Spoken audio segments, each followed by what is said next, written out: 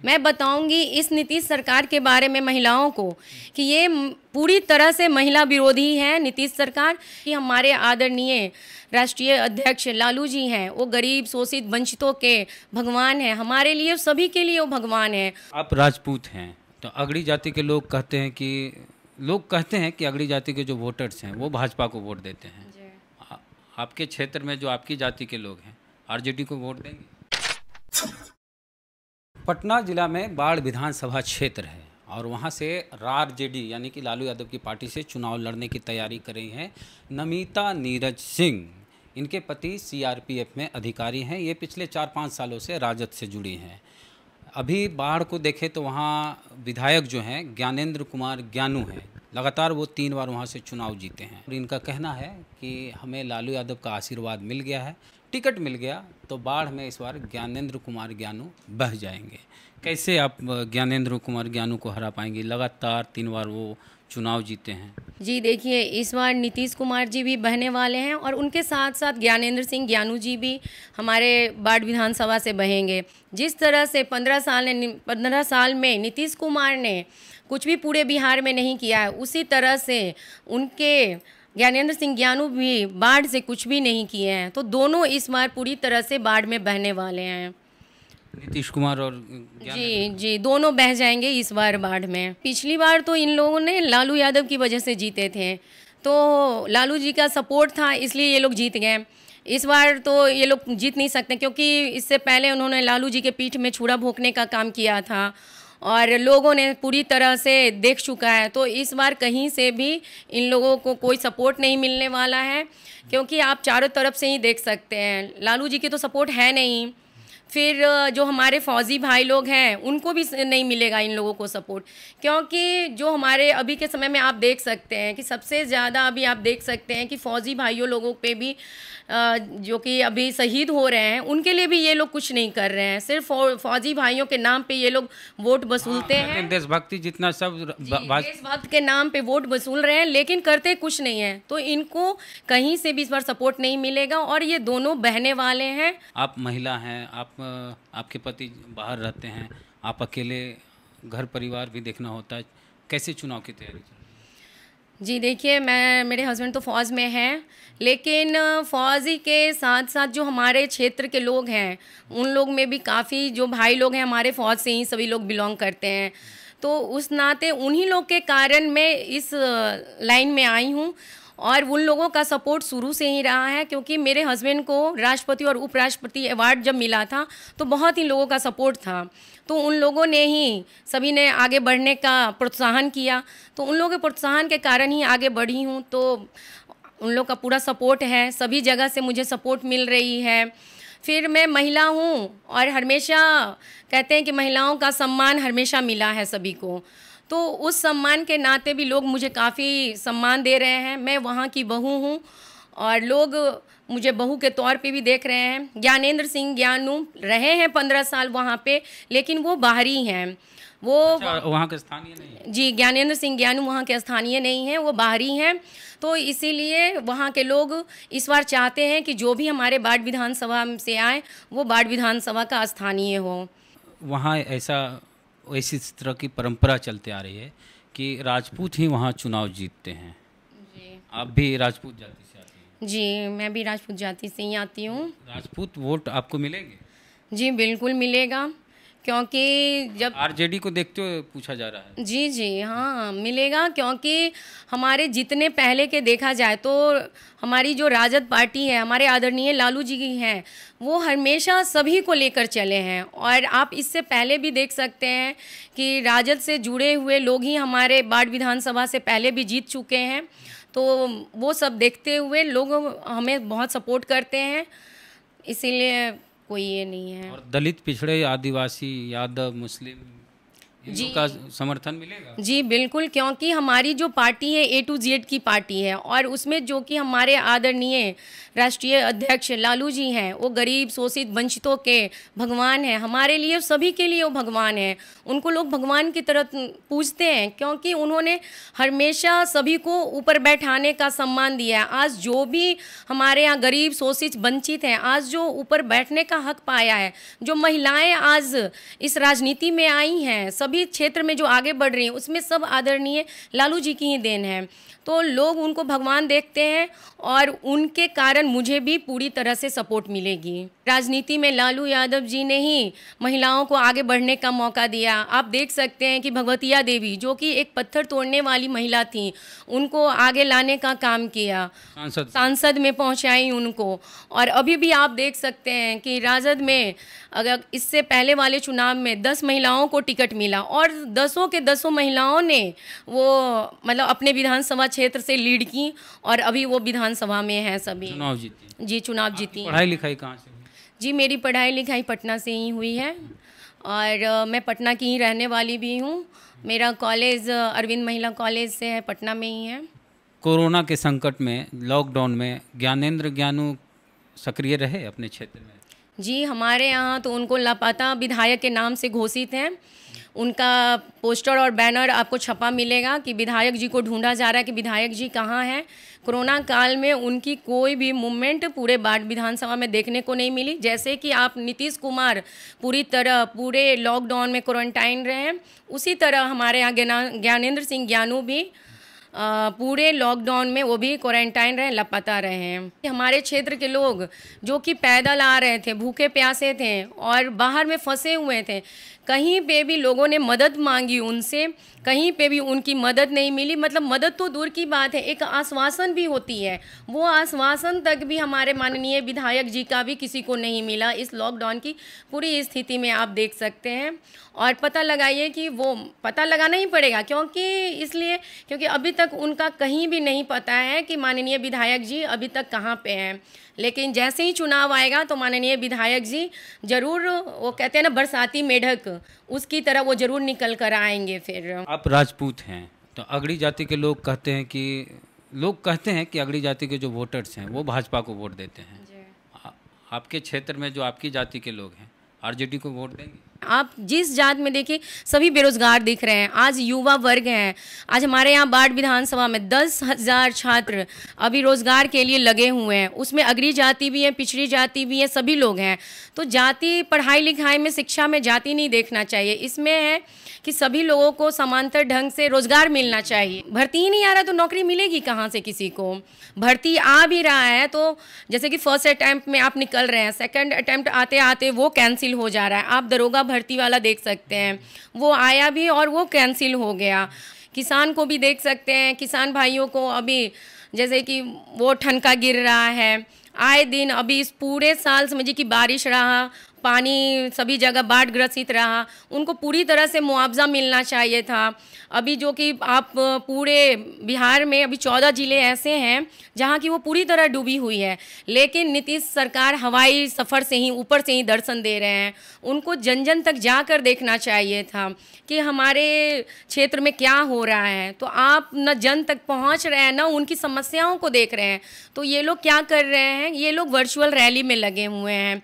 और उसी बीच में आप देख सकते हैं हमारे तेजस्वी जी को कि जो कि एक्चुअल में जाकर, ज़मीन पे जाकर सभी की मदद कर रहे हैं, हर परिस्थिति में वो मदद कर रहे हैं।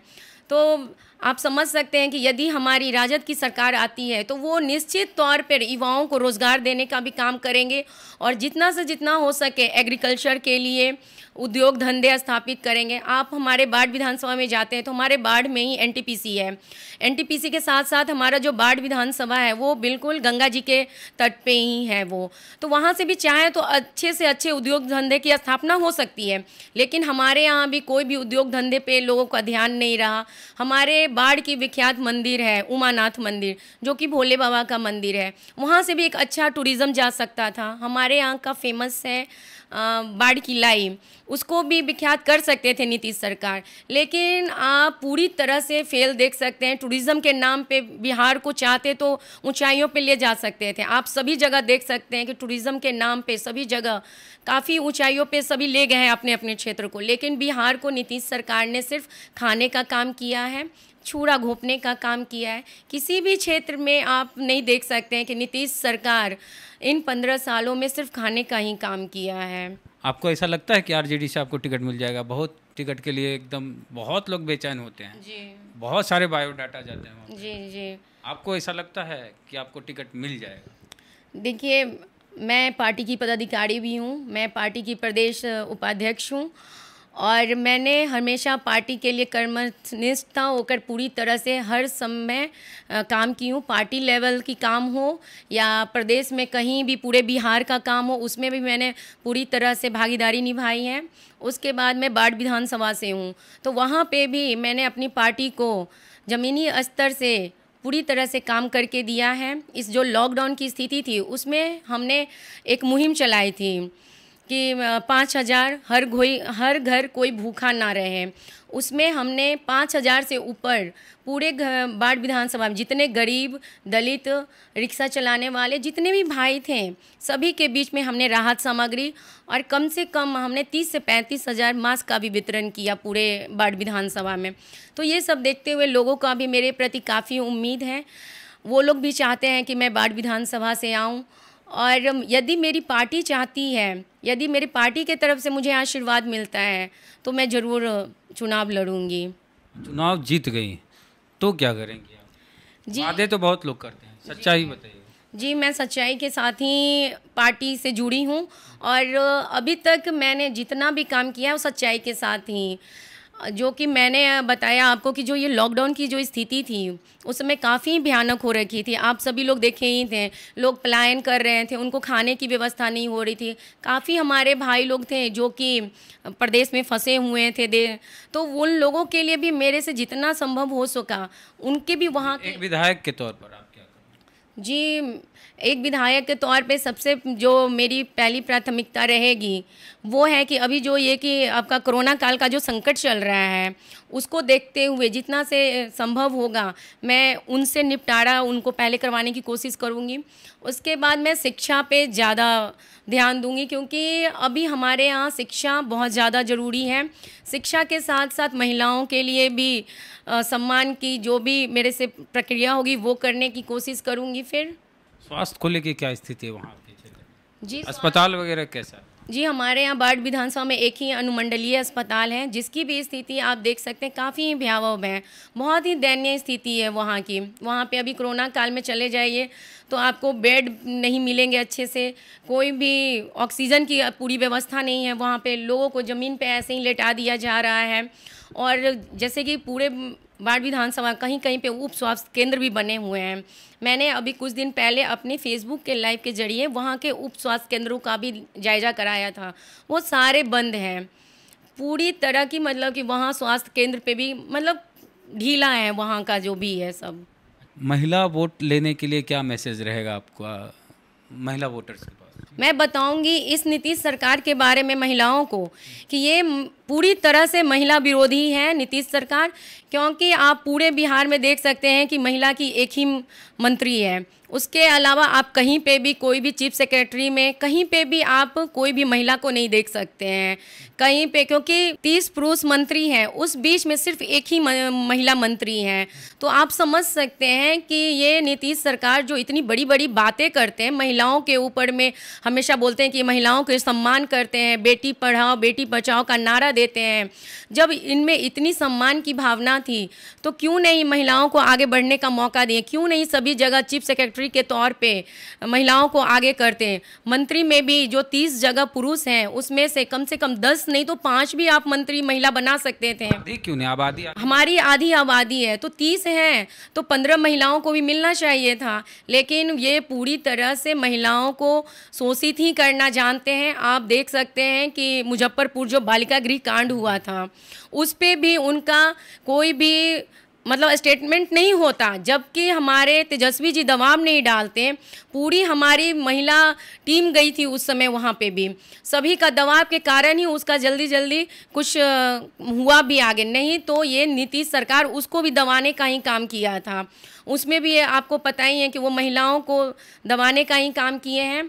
मैं यही कहना चाहती हूँ कि महिलाओं के सामने अपील रखूँगी कि हमारी आधी आबादी है, यदि हमारी सरकार आती है तो हमारी सरकार उसमें जितना जितना हो सके मंत्री में भी और विधायक में भी अपना कैंडिडेट देंगे और पद देने का काम करेंगे। वो आपने देखा ही होगा कि हमारे राष्ट्रीय अध्यक्ष आदरणीय लालू जी ही थे जो कि पहली बार बिहार में एक मुख्यमंत्री महिला बनाए, जो कि राबड़ी देवी जी को बनाया गया था। क्या नीतीश सरकार ने अभी तक महिलाओं को मुख्यमंत्री बनाने का या महिलाओं को आज तक नहीं बनी कोई महिला? कोई बनी, राबड़ी देवी एक ही और आखिरी है अभी तक। जी आखिरी रही। उन्होंने अभी तक नीतीश सरकार ने कहीं पे भी कुछ भी महिलाओं को आगे बढ़ाने का काम नहीं किया है।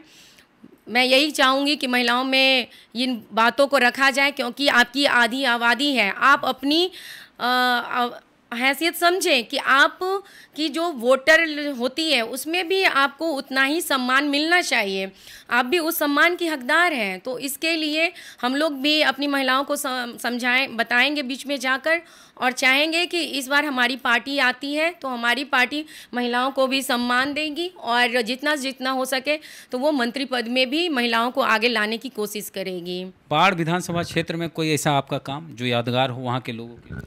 जी, वहाँ के लिए सबसे यादगार तो है कि हमने हमारे बाढ़ विधानसभा में कभी भी कोई भी इतना बड़ा कार्य नहीं हुआ था कि जो कि यादगार हो। हम लोगों ने बाढ़ विधानसभा में बाढ़ महोत्सव करवाया। जैसा कि आपने कभी कहीं कहीं सुना है कि वहाँ के क्षेत्र के नाम पे महोत्सव कराया गया हो, तो हमारे बाढ़ विधानसभा में हमने बाढ़ महोत्सव कराया, जो कि युवाओं में काफ़ी जोश भरा था। उसमें युवा वर्ग शिक्षा, कला, संस्कृति पे पूर्ण जोर दिया गया था। उसको बढ़ावा देने के लिए हम लोगों ने काफ़ी हर्षोल्लास के साथ बाढ़ विधानसभा में बाढ़ महोत्सव कराया था, जिसका कि काफ़ी लोगों ने सराहना किया था। उसके लिए भी हम लोगों को काफ़ी वहाँ से प्रशंसा और सभी का साथ मिला था। तो ये नमिता नीरज सिंह हैं, बाढ़ विधानसभा से इस बार राजद से चुनाव लड़ना चाह रही हैं। पार्टी से टिकट मिला तो कहना है इनका कि हम तो चुनाव जीतेंगे हैं। ज्ञानेंद्र ज्ञानू जो 3 बार से लगातार वहाँ के विधायक हैं, बाढ़ में इस बार बह जाएंगे और नीतीश कुमार की भी इस बार सरकार नहीं बनेगी।